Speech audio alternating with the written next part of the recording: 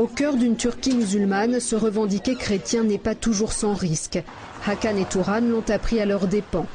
Ces nouveaux protestants sont jugés pour insulte à l'identité turque et risquent jusqu'à 9 ans de prison. Je me suis converti au christianisme il y a 12 ans et j'ai dédié ma vie à Jésus. Depuis 12 ans, je fais de mon mieux pour parler de Jésus aux gens qui demandent à le connaître. Ce n'est pas facile ici de parler de sa foi. Oui, je suis missionnaire, mais je ne fais rien d'illégal.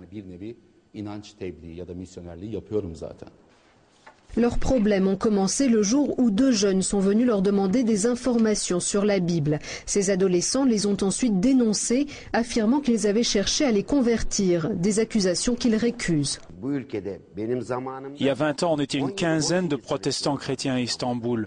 Aujourd'hui, nous sommes 3000 dans toute la Turquie. Alors, ça ne plaît pas à certaines personnes qui nous voient comme des traîtres. À l'ouverture du procès, il y a 1 an, l'avocat de l'accusation s'est illustré en s'en prenant violemment aux 2 chrétiens. Il est loin d'être un inconnu. À son tableau de chasse figurent l'écrivain Orhan Pamuk ou encore le journaliste arménien assassiné Hrant Dink.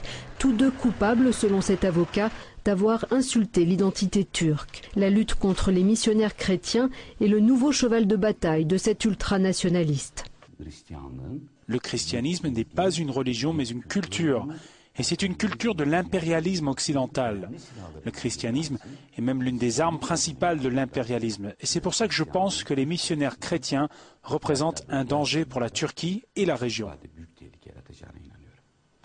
À l'extérieur de l'église de Hakan et Turan, il y a maintenant des caméras de surveillance. Les protestants turcs sont régulièrement harcelés par les nationalistes. Le meurtre sauvage de 3 évangélistes à Malatya au printemps dernier rappelle la menace qui pèse sur ces chrétiens. Ce sont des Turcs qui se sont convertis comme nous, ils ont fait leur service militaire comme nous, vécu sous le drapeau turc, et qui le respectaient, et ils sont morts dans leur pays. Ce sont les premiers martyrs chrétiens de Turquie. Grâce aux réformes pro-européennes, le prosélytisme est aujourd'hui légal en Turquie. Mais parallèlement, les violences antichrétiennes ont augmenté. Et les chrétiens turcs reprochent aux autorités d'être trop complaisantes avec les nationalistes et leur rhétorique antimissionnaire.